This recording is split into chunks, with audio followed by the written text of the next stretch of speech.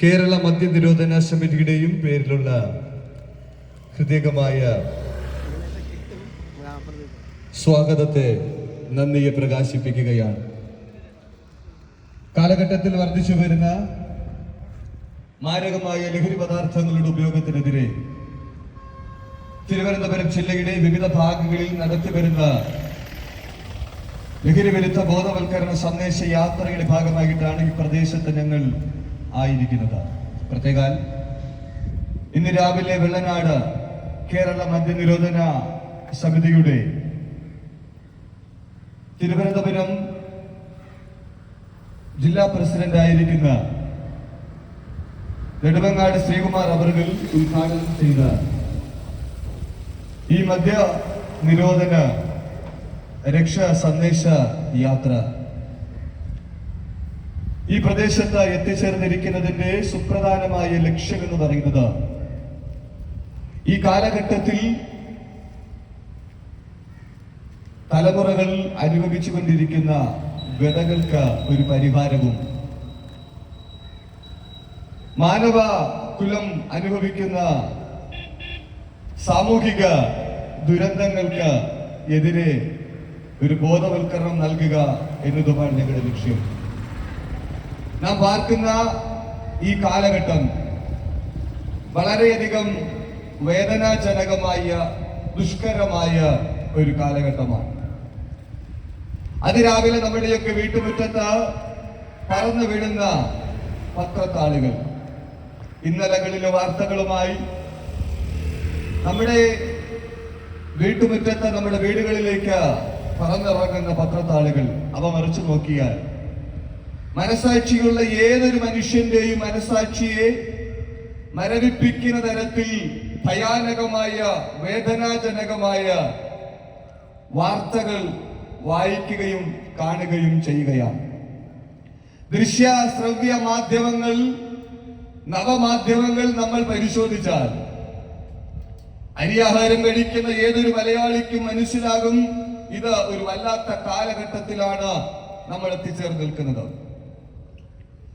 25-40 കൊല്ലങ്ങൾക്ക് പുറകിൽ ലഹരിയുടെ ഉപയോഗം എന്നത് പ്രചാരം നേടാത്ത സാധാരണക്കാരുടെ ഇടയിൽ മാത്രം സംസാരിച്ചു വന്ന ഒരു കാര്യമാണ്.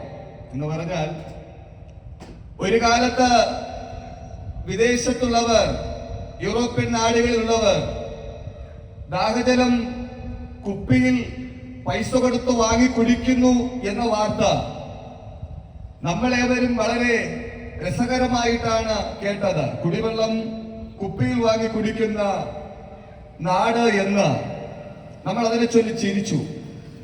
പക്ഷെ കാലങ്ങൾ ചിലത് കഴിഞ്ഞപ്പോ നമ്മുടെയൊക്കെ വീടിനടുത്തുള്ള ചെറിയ പെട്ടിക്കടകളിൽ പോലും കുപ്പിവെള്ളം സുലഭമായി ലഭിക്കുന്ന, നമ്മൾ 10-15 രൂപ കൊടുത്ത് വാങ്ങി വെള്ളം കുടിക്കുന്ന ഒരവസ്ഥയിൽ നമ്മൾ ഇന്ന് എത്തി നിൽക്കുകയാണ്. അതുപോലെ യൂറോപ്യൻ ഐക്യനാടുകളിൽ വാർദ്ധക്യത്തിലെത്തിയ അമ്മമാരെയും അപ്പന്മാരെയും സംരക്ഷിക്കുവാൻ വൃദ്ധസദനങ്ങളുണ്ട്. അതും വളരെ ആശ്ചര്യത്തോടെയാണ് നമ്മൾ ശ്രമിച്ചത്.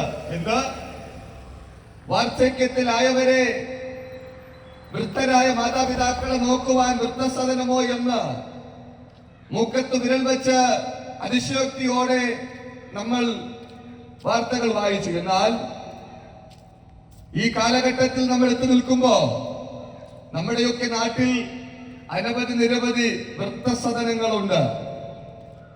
മണിമാളികകൾ വച്ചിരിക്കുന്ന പല സൗധങ്ങൾക്കകത്തും വാർദ്ധക്യത്തിലെത്തിയ മാതാപിതാക്കളെ ഇന്ന് കാണുവാൻ കഴിയുന്നില്ല. അവരെല്ലാവരും വൃദ്ധസദനങ്ങളിൽ, പകൽ വീടുകളിൽ കൊണ്ടാക്കിയിരിക്കുകയാണ്.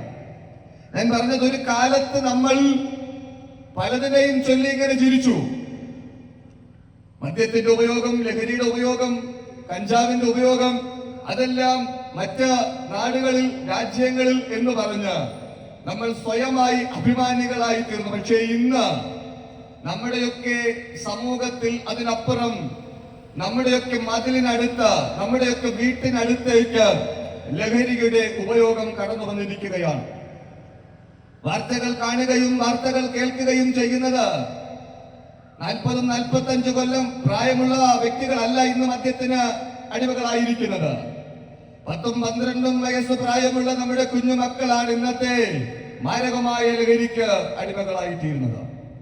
നിരോധിതമായ പുകയില ഉൽപ്പന്നങ്ങളെയും അതുപോലെയുള്ള ലഹരി പദാർത്ഥങ്ങൾ അടിച്ചമർത്തൽ ചെയ്യുവാൻ ബഹുമാന്യരായ എക്സൈസ് ഡിപ്പാർട്ട്മെന്റും പോലീസ് അധികാരികളും ഗവൺമെന്റും സംയുക്തമായി നടത്തിവന്ന പരിശോധനയിൽ പോലീസ് അധികാരികൾ എക്സൈസ് ഡിപ്പാർട്ട്മെന്റിനെ പോലും ഞെട്ടിപ്പിക്കുന്ന തരത്തിൽ MDMA എന്ന് പറയുന്ന മാരകമായ സൈക്കോട്രോപിക് കെമിക്കലുകളാണ് ഇന്നത്തെ തലമുറ ഉപയോഗിക്കുന്നത് എന്ന വേദനാജനകമായ വാർത്ത മലയാളികളായ നമുക്ക് അഭിമാനത്തോടെ ഒരിക്കലും പറയുവാൻ കഴിയുകയില്ല. കേരളം എന്ന് പറയുന്നത് സുന്ദരമാണ്, സാക്ഷരത സമ്പൂർണതയുള്ള കേരളം, സുന്ദര കേരളം, പ്രബുദ്ധ കേരളം, എല്ലാ നിലവാരത്തിലും മുൻപന്തിയിൽ നിൽക്കുന്ന നമ്മുടെ കേരളം, ദൈവത്തിന്റെ സ്വന്തം നാട്. വിദേശീയർ ഇവിടെ കടന്നു വന്ന് ഇവിടുത്തെ മലകളും പുഴകളും ഇവിടുത്തെ കായലുകളും അരുവികളും കടലോരങ്ങളെല്ലാം കണ്ട് അവർ വളരെ ആകാംക്ഷയോടെ കേരളത്തെ നോക്കി വിളിച്ച ഓമന പേരാണ് ഗോഡ്സ് ഓൺ കൺട്രി, ദൈവത്തിന്റെ സ്വന്തം നാട്. പക്ഷെ ദൈവത്തിന്റെ സ്വന്തം നാട് എന്ന ഓമന പേരിൽ അറിയപ്പെടുന്ന നമ്മുടെ കേരളം ഇന്ന് പൈശാചികമായ അധപതനത്തിലേക്ക്, മൃഗീയമായ സ്വഭാവ വൈകൃതങ്ങളിലേക്ക് വഴുതി വീണുകൊണ്ടിരിക്കുകയാണ്. ആരോഗ്യമില്ലായ്മയല്ലല്ലോ ഇവിടുത്തെ പ്രശ്നം, മതങ്ങളില്ലാത്തതല്ല ഇവിടുത്തെ പ്രശ്നം, രാഷ്ട്രീയ പാർട്ടികൾ ഇല്ലാത്തതല്ല ഇവിടുത്തെ പ്രശ്നം, നിരവധി മതഗ്രന്ഥങ്ങൾ നമുക്കുണ്ട്. എന്താണ് മനുഷ്യന്റെ പ്രശ്നം? വിദ്യാസമ്പന്നരാണ് മനുഷ്യൻ, പക്ഷേ മനുഷ്യന് സ്വഭാവ വൈകൃതങ്ങളിൽ നിന്ന് മുക്തി നേടുവാൻ കഴിയുന്നില്ല. അങ്ങനെ ഒരു കാലഘട്ടത്തിൽ നമ്മൾ എത്തി നിൽക്കുമ്പോ നമ്മളൊന്ന് ചിന്തിക്കുക, എന്താണ് ഇതിന്റെ കാരണം? ഏത് കാര്യത്തിനും ഒരു കാരണം വേണമല്ലോ, ഏത് കാര്യത്തിനും ഒരു കാരണം വേണം. എന്താണ് ഇതിന് കാരണം? പല ഡി അഡിക്ഷൻ സെന്ററുകളിൽ ചികിത്സയ്ക്ക് പോകുന്നവർ പലരും അവിടെ നിന്ന് മടങ്ങി വരുന്നത് പിന്നെയും പഴയതിനേക്കാൾ അധികം ലഹരി ഉപയോഗിക്കുന്ന ഒരു വ്യക്തിയായിട്ടാണ്. അടുത്ത നമുക്കറിയാം ഡെയിൽവ്യൂ, അനവധി പേർ അവിടെ വന്ന് കൗൺസിലിംഗും ചികിത്സകളും കഴിഞ്ഞു പോകാറുണ്ട്. ആയിരക്കണക്കിന് പേർ ഇതിനോടകം അവിടുത്തെ ചികിത്സകൾ നേടിയിട്ടുണ്ട്. പക്ഷേ നിരവധി പേർ പിന്നെയും ഇതിലേക്ക് വഴുതി വീഴുകയാണ്. പ്രിയരെ, എന്താണ് ഇതിന്റെ കാരണം? പലരും ഞങ്ങളോട് പറയാറുണ്ടോ, ഞങ്ങൾ ഇതൊന്നും ഉപയോഗിക്കുന്നില്ല, പിന്നെ എന്തിനാ ഞങ്ങളോട് പറയുന്നത്? ഇത് ഉപയോഗിക്കുന്നവരെടുത്ത് പറഞ്ഞാൽ പോരെ? പ്രിയരെ, ഹൃദയത്തിന്റെ അകത്തെ ഒരു ചിന്തയാണ്, പുക വലിക്കാത്തത് കൊണ്ട് ഞാൻ നല്ലവനാകുന്നു, മദ്യപിക്കാത്തത് കൊണ്ട് ഞാൻ നല്ലവനാകുന്നു. പക്ഷേ നിങ്ങൾ പറയുന്നത് പോലെ ഞാൻ ആരെയും ഉപദ്രവിക്കുന്നില്ല, ഒരു ഉറുമ്പിനെ പോലും നോവിക്കുന്നില്ല, മദ്യം ഉപയോഗിക്കുന്നില്ല, ഞാൻ ആർക്കും ഒരു ബുദ്ധിമുട്ട് വരുത്താത്ത രീതിയിലാണ് ജീവിക്കുന്നത്. ഞാൻ താങ്കളെ അഭിനന്ദിക്കുകയാണ്. ചെയ്യരുതാത്തതായ കാര്യങ്ങൾ താങ്കൾ ചെയ്യുന്നില്ല, ഞാൻ താങ്കളെ അഭിനന്ദിക്കുന്നു. ഞാൻ ചോദിക്കുന്നത്, ചെയ്യേണ്ട കാര്യങ്ങൾ താങ്കൾ ചെയ്യുന്നുണ്ടോ? ചെയ്യരുതാത്തതായ കാര്യങ്ങൾ താങ്കൾ ചെയ്യുന്നില്ല. ഒരുപക്ഷെ മദ്യപിക്കുന്നില്ല, ഒരുപക്ഷെ ലഹരി പദാർത്ഥങ്ങൾ ഉപയോഗിക്കുന്നില്ല, ഒരു ഉറുമ്പിനെ പോലും താങ്കൾ നോവിക്കുന്നില്ല. പക്ഷേ ചെയ്യേണ്ടതായ കാര്യം താങ്കൾ ചെയ്തിട്ടുണ്ടോ? എന്താണ്? ചെയ്യാൻ പാടുള്ളതും ചെയ്യാൻ പാടില്ലാത്തതുമായ കാര്യങ്ങളുണ്ട്.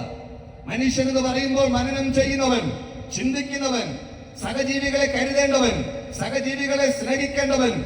മാനത്തോടിരിക്കുന്ന മനുഷ്യൻ വിവേകഹീനനായാൽ അവൻ നശിച്ചു പോകുന്ന മൃഗങ്ങൾക്ക് തുല്യനാണ്. മാനത്തോടിരിക്കുന്ന മനുഷ്യൻ വിവേകഹീനനായാൽ അവൻ നശിച്ചു പോകുന്ന മൃഗങ്ങൾക്ക് തുല്യൻ. ഇതാരാണ് പറഞ്ഞതെന്നറിയാമോ? ഇതെവിടെയാണ് എഴുതിയിരിക്കുന്നതെന്ന് അറിയാമോ? ഉലകത്തിൽ ലഭ്യമായേക്കാവുന്ന അനുഗ്രഹീതമായ ഏക സത്യമായ സത്യവേദത്തിലാണ് എഴുതിയിരിക്കുന്നത്. മാനത്തോടിരിക്കുന്ന മനുഷ്യൻ വിവേകഹീനനായാൽ അവൻ നശിച്ചു പോകുന്ന മൃഗങ്ങൾക്ക് തുല്യനെന്ന്. ഇന്ന് നമ്മുടെ സമൂഹത്തിൽ നാം കാണുന്ന മൃഗീയമായ സ്വഭാവ വൈകൃതങ്ങൾ മൃഗങ്ങൾ പോലും ചെയ്യുവാൻ അറയ്ക്കുന്ന, മൃഗങ്ങൾ പോലും ചെയ്യുവാൻ മടിക്കുന്ന മൃഗീയമായ സ്വഭാവ വൈകൃതങ്ങൾക്ക് മനുഷ്യൻ ഭൂതൻ ആകുന്നതിന്റെ കാരണം എന്ന് പറയുന്നത് അതിന്റെ പിന്നിൽ പാപമാണ്. മാനത്തോടിരിക്കുന്ന മനുഷ്യൻ വിവേകഹീനനായാൽ നശിച്ചു പോകുന്ന മൃഗങ്ങൾക്ക് തുല്യൻ. മനുഷ്യന്റെ വിവേകം എപ്പോഴാണ് നഷ്ടപ്പെട്ടു പോകുന്നത്? മനുഷ്യൻ പാപത്തിനകത്ത് അകപ്പെട്ടു പോകുമ്പോഴാണ്. വിവേകത്തോടുകൂടി കാര്യങ്ങൾ ചെയ്യുവാൻ കഴിയുന്നില്ല. അതുകൊണ്ടാണ് രാവിലെ വീട്ടിൽ നിന്ന് ഇറങ്ങുമ്പോ കുഞ്ഞു മക്കളോട് പറയാറുണ്ട്, മക്കളെ അച്ഛൻ ഇന്ന് മദ്യപിക്കില്ല, തന്റെ ഭാര്യയോട് പറയാറുണ്ട്, ഇന്നു മുതൽ ഞാൻ മദ്യപിക്കില്ല. പക്ഷെ വൈകുന്നേരം അദ്ദേഹം വീട്ടിൽ വരുന്നത് 4 കാലിലാണ്. എന്താ കാരണം? രാവിലെ എടുത്ത തീരുമാനം വിവേകപൂർവമായി അദ്ദേഹത്തിന് അതിനെ നിവർത്തീകരിക്കുവാൻ കഴിഞ്ഞില്ല. എന്താണ് കാരണം? കാരണം ബൈബിൾ ഇങ്ങനെ പറയുന്നു, ഒരു വ്യത്യാസവുമില്ല, എല്ലാവരും പാപം ചെയ്ത് ദൈവത്തിന്റെ തേജസ്സില്ലാത്തവരായി തീർന്നു. എന്താണ് പാപം? പാപം എന്ന് പറയുന്നത് ഒരു വൃക്ഷമായിരുന്നെങ്കിൽ നമുക്കതിനെ മുറിച്ചു മാറ്റാമായിരുന്നു. പാപം എന്ന് പറയുന്നത് രോഗാവസ്ഥയായിരുന്നെങ്കിൽ നമുക്കതിനെ ചികിത്സിക്കാമായിരുന്നു. പാപം എന്ന് പറയുന്നത് ഒരു ഞരമ്പ് രോഗമായിരുന്നെങ്കിൽ കവിളി മണൽ വെട്ടി 2 അടി കൊടുക്കാമായിരുന്നു. പക്ഷേ ഇതിനേക്കാൾ അപ്പുറം പാപം എന്ന് പറയുന്നത് മനുഷ്യന്റെ രക്തത്തിനകത്ത് കലർന്ന് മനുഷ്യന്റെ ഹൃദയത്തിനകത്ത് കുടികൊള്ളുന്ന ഒരു അവസ്ഥയാണ്.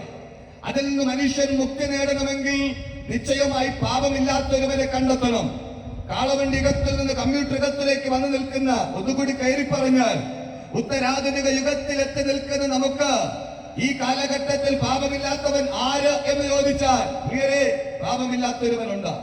പാപമുണ്ടോ എന്ന് ചോദിച്ചാൽ ഞാൻ പറയും, കഷായം ഗ്രീഷ്മയും സൈനൈഡ് ജോലിയും നരബലി ലൈലയും ഗോവിന്ദച്ചാമിമാരും നമ്മുടെയൊക്കെ സമൂഹത്തിന്റെ വിവിധ ഇടങ്ങളിൽ ഉയർന്നു വരുന്നതിന്റെ സുപ്രധാന കാരണം എന്ന് പറയുന്നത് പാപമാണ്.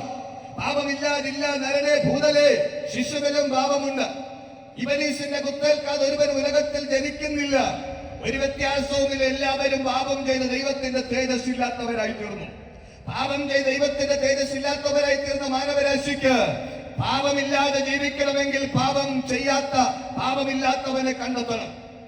ഈ കാലഘട്ടത്തിൽ ഒരുപക്ഷെ എന്റെ ശ്രോതാക്കൾക്ക് തോന്നിയേക്കാം, അങ്ങനെ ഒരു കാര്യം ഈ കാലഘട്ടത്തിൽ അസാധ്യമാണ്. ഇല്ല പ്രിയരെ, പാപമില്ലാത്ത ഒരുവൻ ഉലകത്തിൽ നിങ്ങൾക്ക് വെളിപ്പെടുത്തുവാൻ, നിങ്ങളുടെ മുൻപാകെ പരിചയപ്പെടുത്തുവാൻ എനിക്കുണ്ട്.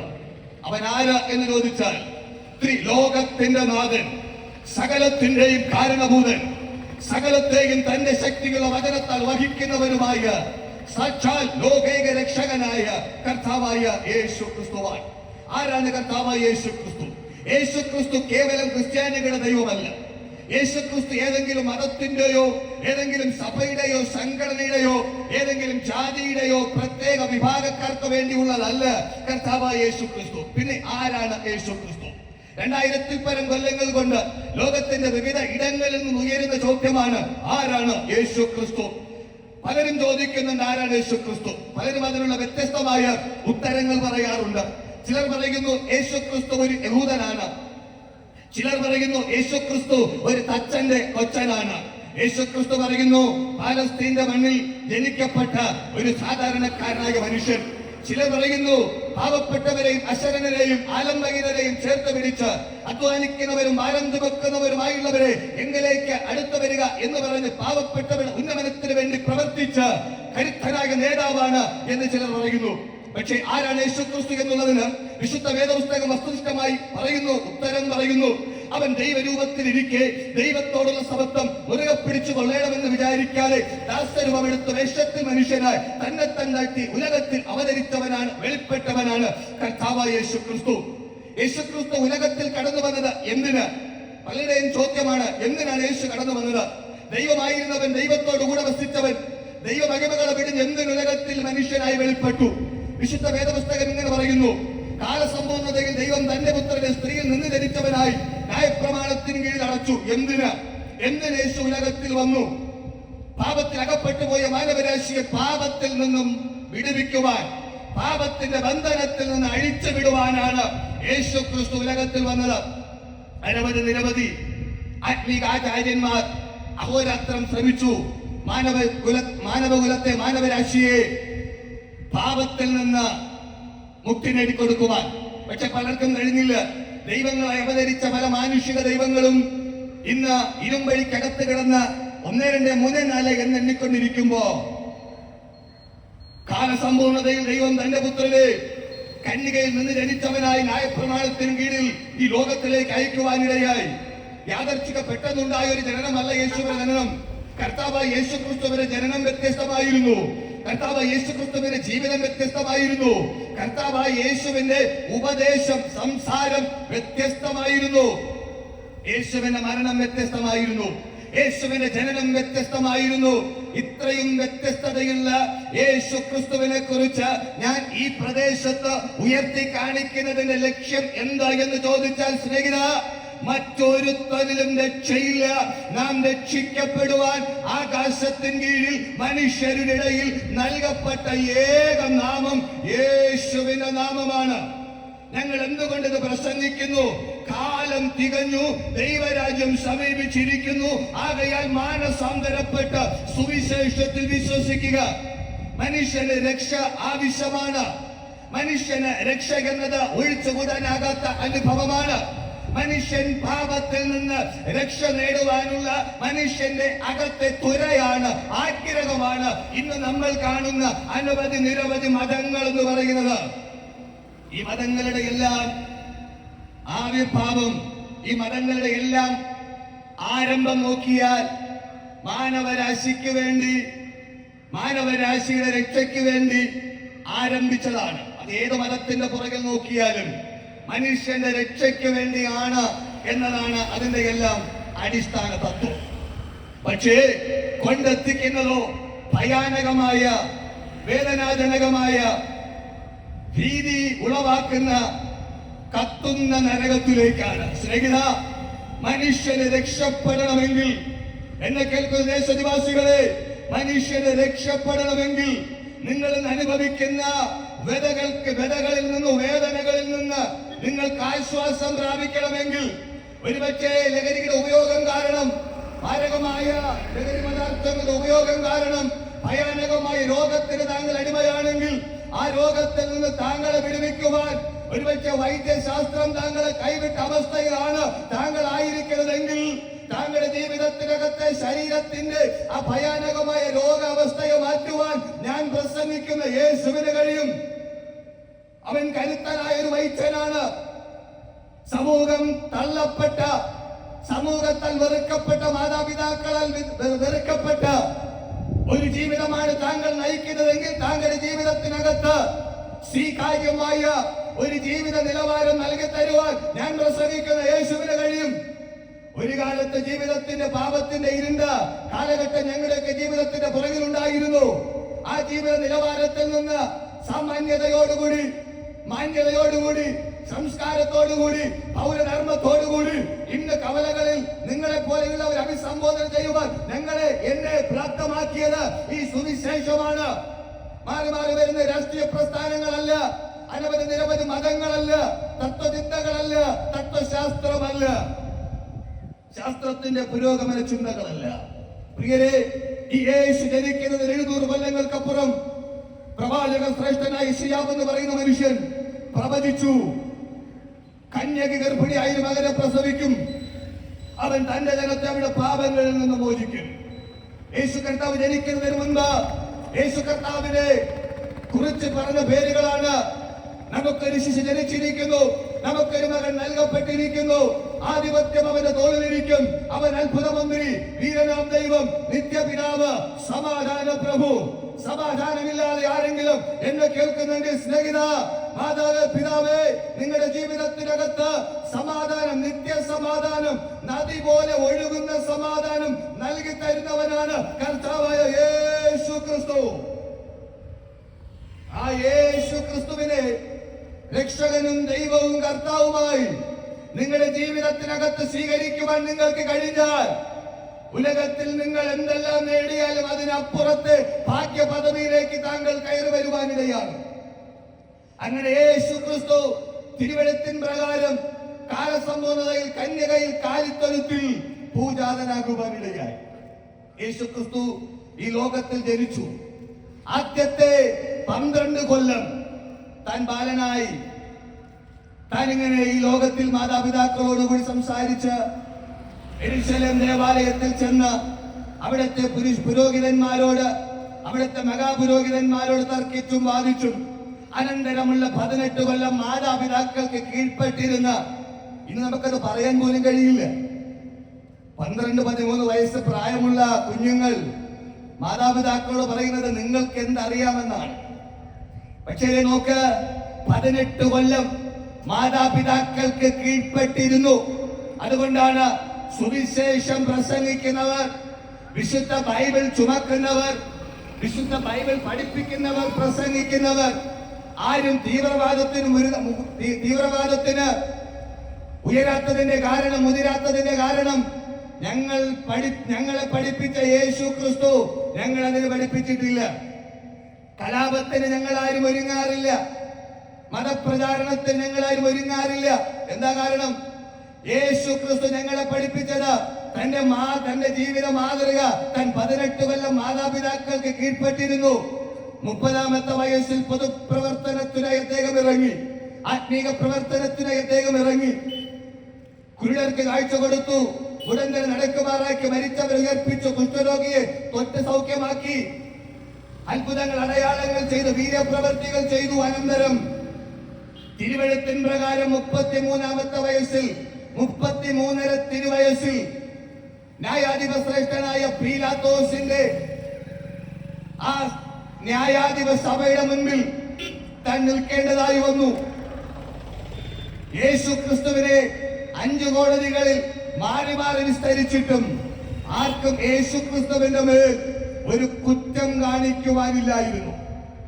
അന്നത്തെ ന്യായാധിപ ശ്രേഷ്ഠനായ പീലാത്തോസ് യേശു ക്രിസ്തുവിനെ നോക്കി ഇങ്ങനെയാണ് താൻ വിധി പ്രസ്താവിച്ചത്: ഞാൻ ഇവനിൽ ഒരു തെറ്റും ഒരു കുറ്റവും കാണുന്നില്ല, ഞാൻ ഇവനിൽ ഒരു കുറ്റവും കാണുന്നില്ല, ഇവൻ നീതിമാനാണെന്ന് ന്യായാധിപ ശ്രേഷ്ഠനായ പീലാത്തോസ് യേശുവിനെ നോക്കി പറഞ്ഞു. പ്രിയരെ, ആ യേശു എന്തിനാണ് കാൽവരിയിൽ മരിച്ചതെന്ന് അറിയാമോ? പാപമില്ലാത്തവൻ, പാപം ചെയ്യാത്തവൻ, പാപം അറിയാത്തവൻ, നീതിമാൻ, നിഷ്കളങ്കനായ ആ യേശു ക്രിസ്തു എന്തിന് കാൽവരിയിൽ 2 കള്ളന്മാരുടെ നടുവിൽ 3 കാലിലും വാണികളാൽ പച്ച പൈമര ക്രൂശിൽ മരിച്ചു എന്ന് ചോദിച്ചാൽ, അവന്റെ രക്തത്താൽ നമുക്ക് അതിക്രമങ്ങളുടെ മോചനമെന്ന് വീണ്ടെടുപ്പുണ്ടെന്ന് തിരുവെഴുത്ത് പഠിപ്പിക്കുന്നു. പാപത്തിൽ അകപ്പെട്ടാണ്ടുപോയ മാനവരാശിയെ പാപത്തിൽ നിന്ന് വീണ്ടെടുക്കുവാൻ കുറ്റമില്ലാത്ത രക്തം, പാവനമായ, പരിശുദ്ധമായ, നീതിമാനായ രക്തം എനിക്കും നിങ്ങൾക്കും വേണ്ടി ചൊരിയുവാനിടയായി. അതുകൊണ്ടാണ് ബൈബിൾ പറയുന്നത്, കർത്താവായ യേശു ക്രിസ്തുവിന്റെ രക്തം സകല പാപവും പോക്കി നമ്മെ ശുദ്ധീകരിക്കുന്നു.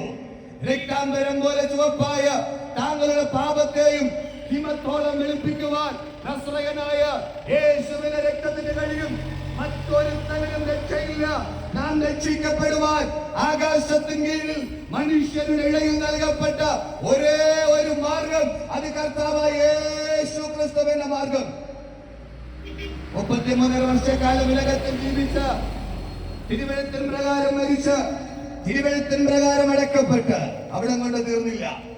പല മകാരഥന്മാരും, പല ഉന്നത ഗോത്ര തലവന്മാരും, പല രാജാക്കന്മാരും, പ്രഭുക്കന്മാരും, നേതാക്കന്മാരും ജനിച്ച് ജീവിച്ചു മരിച്ചതോടുകൂടി അവർ ചരിത്രത്തിന്റെ പുറകിലേക്ക്, ചരിത്രത്തിന്റെ തിരശ്ശീലക്കകത്തേക്ക് ഒതുങ്ങിപ്പോയപ്പോ മരിച്ചടക്കപ്പെട്ട 3-ാം നാൾ ഉയർത്തെഴുന്നേറ്റ് ജീവിക്കുന്ന ഒരേ ഒരുവനെ ഉലക ചരിത്രത്തിൽ പ്രസംഗിക്കുവാനുള്ളൂ. അവൻ കർത്താവായ യേശു ക്രിസ്തുവാണ്. മരണത്തിന് പിടിച്ചടക്കാൻ കഴിയില്ല. ഹേ മരണമേ, നിന്റെ ജയം എവിടെ? ഹേ പാതാളമേ, നിന്റെ വിഷമുള്ളവിടെ എന്നുറക്കെ പ്രഖ്യാപിച്ചുകൊണ്ട്, റോമൻ ഇമ്പീരിയർ മുദ്രയെ തകർത്തുകൊണ്ട്, കാലഘട്ടത്തെ 2ആയി തിരിച്ചുകൊണ്ട്, ആകാശത്തിനും ഭൂമിക്കും മധ്യേ, ദൈവത്തിനും മനുഷ്യനും മധ്യസ്ഥനായി കർത്താവ് യേശു ക്രിസ്തു ഉയർത്തെഴുന്നേൽക്കുവാനിടയായി. ആ ഉയർത്തെഴുന്നേറ്റ യേശു ക്രിസ്തു വീണ്ടും മടങ്ങി വരാൻ പോവുകയാണ്.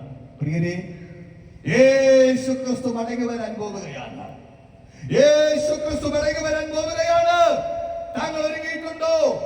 ഇന്ന് താങ്കൾ മരിച്ചാൽ മരണമെന്ന രംഗബോധമില്ലാത്ത കോമാളി വിളിക്കാതെ വരുന്ന ഒരു അതിഥിയെ, ഈ അതിഥി ഇന്ന് നിങ്ങളുടെ ജീവിതത്തിനകത്ത് വന്നാൽ താങ്കളുടെ നിത്യത എവിടെ?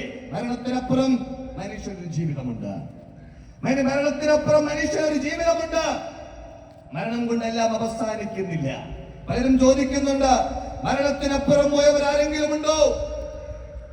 സ്വർഗത്തിൽ പോയവർ ആരെങ്കിലും ഉണ്ടോ? നരകത്തിൽ പോയവർ ആരെങ്കിലും ഉണ്ടോ? മരണം കൊണ്ടെല്ലാം അവസാനിക്കും. തിന്നുക, കുടിക്കുക, ആനന്ദിക്കുക എന്ന ചാർവാക ഫിലോസഫിയിൽ ചിന്തിക്കുന്ന സ്നേഹിത, മരണത്തിനപ്പുറം മനുഷ്യന് ഒരു ജീവിതമുണ്ട്. ഇല്ലെങ്കിൽ യേശു ക്രിസ്തു ഉയർത്തെഴുന്നേൽക്കുകയില്ലായിരുന്നു. യേശു ക്രിസ്തു ഉയർത്തെഴുന്നേറ്റത് കൊണ്ട് അസന്നിഗ്ധമായി ഈ കവലയെ ഞാൻ ഉയർത്തുന്നു. മരണത്തിനപ്പുറം മനുഷ്യന് ഒരു ജീവിതമുണ്ട്.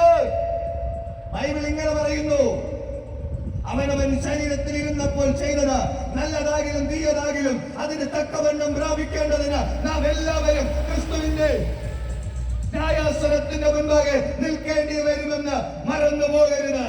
ബ്രാഹ്മണനായാലും ക്ഷത്രിയനായാലും വൈശ്യനായാലും ശൂദ്രനായാലും സ്നേഹിത, യേശുവിന്റെ സിംഹാസനത്തിന്റെ മുൻപാകെ താങ്കൾ നിൽക്കേണ്ടി വരും. പ്രസംഗിക്കുന്ന ഞാനായും കേൾക്കുന്ന നിങ്ങളായാലും യേശുവിന്റെ സിംഹാസനത്തിന് മുൻപാകെ നിൽക്കേണ്ടി വരും എന്ന് മറന്നു പോകരുത്. അന്ന് ലജ്ജിച്ച് തല താഴ്ത്താതിരിക്കാൻ. ഇത് സുപ്രസാദ കാലം, ഇത് രക്ഷാ ദിവസം. നേർച്ചകൾക്കോ കാഴ്ചകൾക്കോ യോഗങ്ങൾക്ക് യോഗ കൊണ്ടോ കർമ്മം കൊണ്ടോ കർമ്മകാണ്ഡങ്ങൾ കൊണ്ടോ മാനവരാശിക്ക് രക്ഷയെ കരസ്ഥമാക്കുവാൻ കഴിയില്ല. രക്ഷയെ കരസ്ഥമാക്കണമെങ്കിൽ ഒരൊറ്റ വഴിയേ ഉള്ളൂ, യേശു ക്രിസ്തു മാത്രം.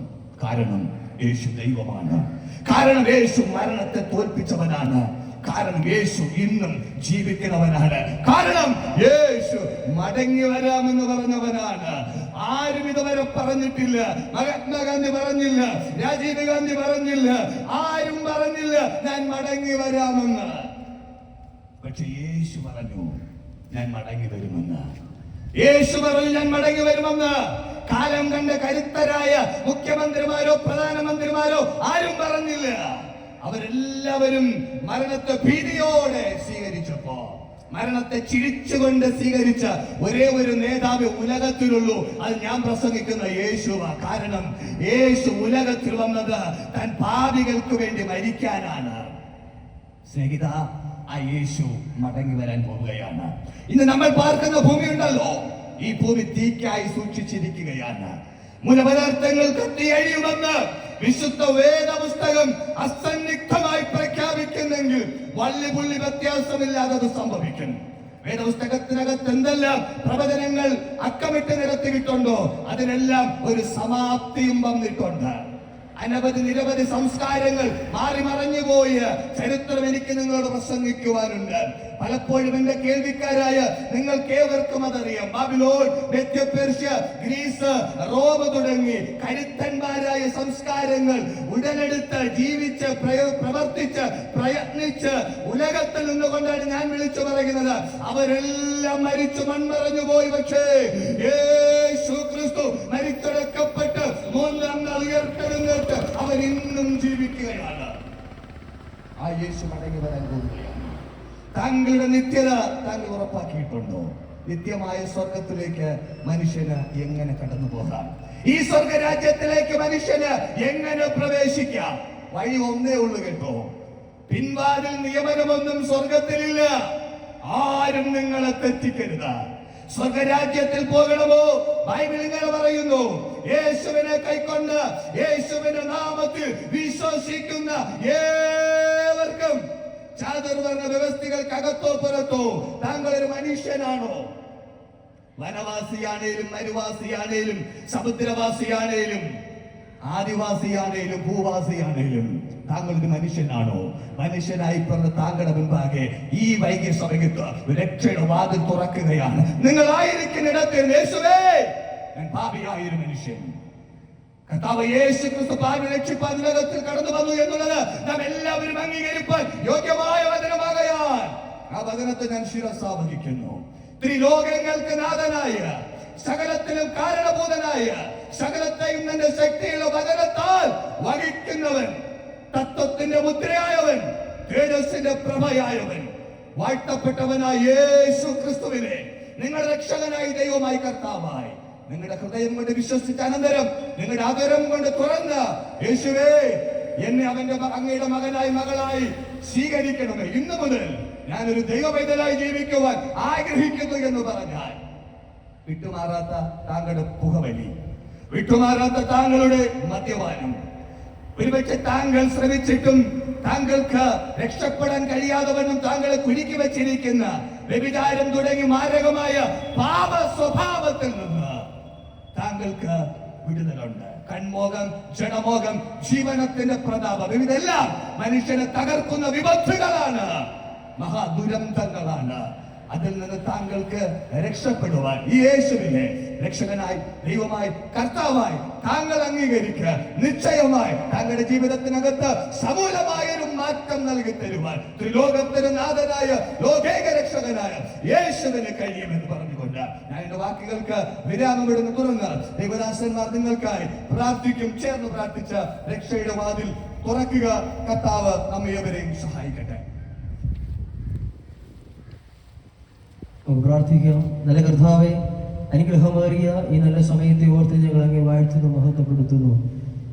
ഞങ്ങളുടെ ശബ്ദം ശ്രവിച്ച എല്ലാ ദേശത്തിലുള്ള എല്ലാ നല്ലവരായ സ്നേഹനിധികളായ സുവിശേഷ സ്നേഹികളെയും കർത്താവെ ഓർത്ത് ഞങ്ങൾ പ്രാർത്ഥിക്കുകയാണ്. ഇവിടെ വിഴുങ്ങപ്പെട്ട ദൈവശബ്ദത്തിന്റെ മുമ്പിൽ അവർ തന്നെ താൻ ദൈവമേ അവർ ദൈവത്തെ ഏൽപ്പിച്ചു കൊടുത്തുകൊണ്ട് ജീവിതത്തിനകത്തുള്ള പാപത്തിൽ നിന്ന്, ജീവിതത്തിനകത്തുള്ള ശാപത്തിൽ നിന്ന്, രോഗത്തിൽ നിന്ന് ഒക്കെ മുക്തി പ്രാപിക്കുവാൻ ഈ ദേശത്തെ അവിടെ അനുഗ്രഹിക്കണമെന്ന് പ്രാർത്ഥിക്കുന്നു. അവരുടെ ജീവിതത്തെ കർത്താവ് അനുഗ്രഹിക്കുന്ന കൃപയ്ക്കായി സ്തോത്രം ചെയ്യുന്നു. ആത്മികമായും ഭൗതികമായുള്ള നന്മകൾ കർത്താവ് ഈ ദേശത്ത് വ്യക്തി ജീവിതങ്ങളുടെ മേൽ പകരുന്ന കൃപയ്ക്കായി ഞങ്ങൾ അങ്ങേക്ക് സ്തോത്രം ചെയ്ത് ഞങ്ങൾ അങ്ങേ പ്രാർത്ഥിക്കുകയാണ്. ഈ വചനം കേട്ടവരാരും നഷ്ടമായി പോകുവാൻ, നശിച്ചു പോകുവാൻ, നിത്യനരകത്തിന് യോഗ്യരായി തീരുവാൻ ഇടയാക്കരുത്. മറിച്ച് കർത്താവെ ഇവിടെ കേൾപ്പിച്ച യേശുക്രിസ്തുവിന്റെ സുവിശേഷം അവരുടെ ജീവിതത്തിനകത്ത് പരിവർത്തനം നടത്തി ആ കർത്താവിനെ സ്വന്തം രക്ഷിതാവും അവരുടെ ദൈവവും അവരുടെ കർത്താവുമായി ഏറ്റുപറഞ്ഞതുകൊണ്ട് നിത്യതയെ അവകാശമാക്കുവാൻ ഈ ദേശത്തെ അവിടെ നിന്ന് അനുഗ്രഹിക്കണമെന്ന് പ്രാർത്ഥിക്കുന്നു. ഒരു കൂട്ടം ചെറുപ്പക്കാർ കർത്താവ്, ഒരു കൂട്ടം യുവനക്കാർ, ഒരു കൂട്ടം ദേശനിവാസികൾ കർത്താവെ അങ്ങയുടെ രണ്ടാമത്തെ വരവെങ്കിൽ ഈ ദേശത്ത് നിന്ന് എടുക്കപ്പെടുവാൻ ഇവിടെ മുഴക്കപ്പെട്ട ശബ്ദത്തിന് കർത്താവെ കഴിയുന്നതിനായി ഞങ്ങൾ അങ്ങേക്ക് നന്ദി പറയുന്നു. കർത്താവിനെ സ്വീകരിപ്പാൻ കർത്താവിന്റെ ഹൃദയങ്ങളെ തുറക്കണമെന്ന് പ്രാർത്ഥിക്കുന്നു. കർത്താവെ അങ്ങയുടെ വചനം പറയുന്നത് പോലെ കുരുട്ടുകണ്ണുകളെ തുറപ്പാനും ബദ്ധന്മാരെ വിടുവിപ്പാനും ജയിലറയിലായിരിക്കുന്നവരെ മോചിപ്പാനും കർത്താവിനെ അഭിഷേകം ചെയ്തിരിക്കുകയാണ്. അതേ കർത്താവിൽ ആശ്രയം വെച്ചുകൊണ്ട്, അതേ ഈ കർത്താവിൽ ആശ വെച്ചുകൊണ്ട് പ്രാർത്ഥിച്ച് ഈ ദേശം വെടിവെക്കപ്പെടുവാൻ ഈ ദേശത്തിലെ എല്ലാ ദേശനിവാസികളെയും അവിടെ നിന്ന് പ്രാപ്തരാക്കുന്ന കൃപയ്ക്കായി ഞങ്ങൾ അങ്ങേ വാഴ്ത്തുന്നു. തുടർന്നുള്ള യാത്രയിലും മകളുടെ സാന്നിധ്യം കൃപയും ഞങ്ങളോട് കൂടെ ഇരിക്കണം. മഹത്വം പങ്കെടുക്കും യേശു ക്രിസ്തുവിൻ നാമത്തിൽ തന്നെ പിതാവേ, ആമേൻ, ആമേൻ. ഇതുവരെ ഞങ്ങളുടെ ശബ്ദം ശ്രമിച്ച ദേശത്തിലെ എല്ലാ നല്ലവരായ സ്നേഹിതകളായ സുവിശേഷ സ്നേഹികൾക്കും കർത്താവായ യേശു ക്രിസ്തുവിന്റെ നാമത്തിലുള്ള സ്നേഹവന്ദനത്തെ അറിയിച്ചുകൊണ്ട് ഞങ്ങൾ ഇവിടുന്ന് കടന്നു പോകാൻ ആഗ്രഹിക്കുന്നു. ദൈവമായ കർത്താവ് ഈ ദേശത്തെ അനുഗ്രഹിക്കുവാനിടയായി തീരട്ടെ. ആമേൻ.